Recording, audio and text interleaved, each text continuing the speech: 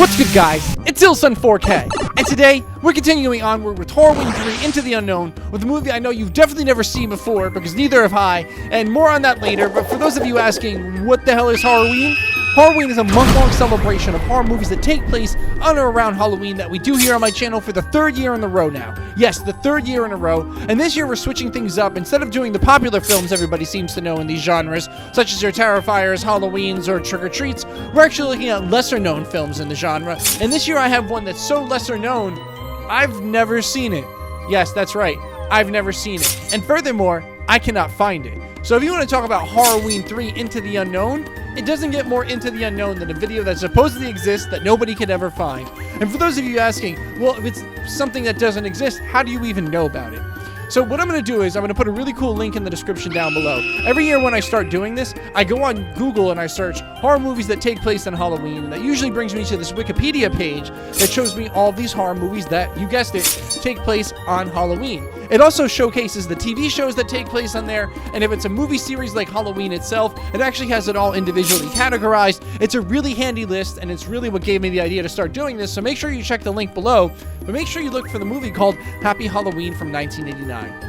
Yes, Happy Halloween from 1989 that I cannot seem to find anywhere. And when I say I can't find it anywhere, that's saying a lot, because I wanted to do other films on this list that were available on VHS or DVD, and I didn't have a chance to wait for them to ship, but I will next year, so keep that in mind. But this was not one of those films either. It wasn't like someone had a copy of it on eBay, even for like a lot of money or something. They just could not find it.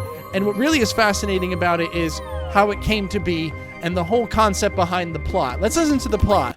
The plot line goes, Curtis runs for his life basically all night long, while Michael, Jason, and Freddy all chase him throughout the night.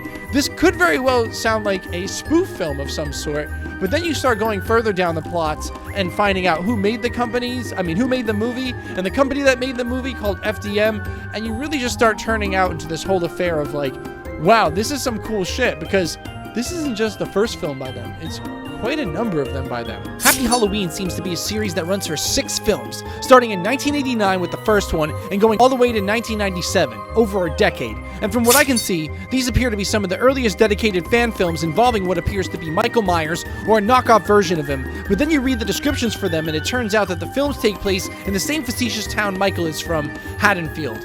Further from there, we see this company also made a few Friday the 13th fan films as well, with the earliest one being in 1986. It's important to note that the 1986 release date, because this is when Friday the 13th came out, May 9th, 1980. That means this company was making fan films not just before it was trendy on YouTube, but straight up before the internet even existed as a possibility. There's 3 Friday the 13th fan films in this company's catalog, and while today's tech allows fan films to look really amazing with just filming with a modern cell phone camera in 4K, I'm trying to imagine the production of what these films must have looked like back in the 1980s. Now, the cover of these films look somewhat high quality for their times, even though they look a little janky. Things like Photoshop or even MS Paint didn't exist for some of these releases prior to the mid-1990s, so I'm not sure what software was used back then at all, but it seemed impressive to try and imagine how they made it look. For one film I saw called Halloween 666, which is of course the 6th installment in their Halloween series, and almost what they actually called Halloween the Curse of Michael Myers, I noticed the cover looks like it might have been made in the early days of Photoshop or MS Paint, but I'm unsure. But the more you look at it, the more we can clearly see it looks like someone took pictures and pasted them together and scanned them in like a crude South Park attempt.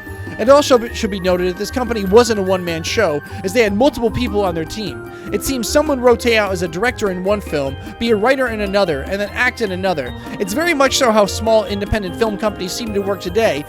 The company almost seems like a forgotten piece of horror history that was obscure before being obscure could really matter. There was a lot of post-internet and streaming service Halloween-themed films I could not seem to locate online for this series, but more or less at the very least, like I said, I could find old DVD or VHS copies, but it appears that none of this is readily available online from this company. Except for one. A movie called Beyond Therapy, and it seems to be streaming on Tubi and Plex, and even crazier is this. It was released in 1987 and features a very young-looking Jeff Goldblum. Yes, the guy from Jurassic Park in the Marvel Universe, Jeff Goldblum. What a plot twist, and again, this is actually available from them on streaming services. Otherwise, I do not even remotely know how to access these lost films that they've had. If anybody does have a copy, or if anybody from any production company I could reach out to and obtain a copy, I would seriously like to satisfy my curiosity here and see these things. The company might have been so ahead of its time that the copyright world struck down all its releases, as back then protecting IPs was a huge deal, and everybody was making knockoff slasher films, but nobody dared to actually make a fan-released film of a known IP. It's a different story now, as even a fan film I'm set to appear in called Laugh, directed by Peter Anthony, built a serious following off his Friday the 13th fan film Roseblood. Some Friday the 13th fan films even get the legendary Kane Hodder appear in their films, but times are different now, I suppose, than they were back then. And there you have my brief look at FDM Productions. And if anybody out there really knows where I can find these guys, please comment down below or hit them up and tell them to hit up the channel. And if you have any of their media, please hit me up or comment down below where I could watch it, or if you want to send it to me. I don't even want to just see the fan films that they made dedicated to like Jason and Michael Myers. I want to see the independent films that they've made as well. They're their own IPs. I want to see something from this company because it sounds like it was just a piece of horror history that seems to be forgotten and really needs to be looked at overall, because it seems like they were doing some really, again, cutting edge stuff that seems to be the norm today, but back then the resources to do it weren't easy, and I'm totally involved with that, and I can't wait to see if somebody knows anything. So again, guys, thanks for watching. Make sure you like and subscribe to the channel. Make sure you stick around all month long for more Horror-ween 3 Into the Unknown horror movie reviews of lesser known movies that take place on or around Halloween. And don't forget, every Thursday night, 9 p.m. Eastern Standard Time, catch me for the scariest night in video game streaming, the Total Terror Thon Thursday, where I'll be screaming horror games, most likely Silent Hill 2. And don't forget, every Saturday night, 10:30 p.m. Eastern Standard Time, the Spooktactular Saturday night stream as well. And one last thing, don't forget, you're watching ILL TV, where if it's pop culture, you know it pops up here.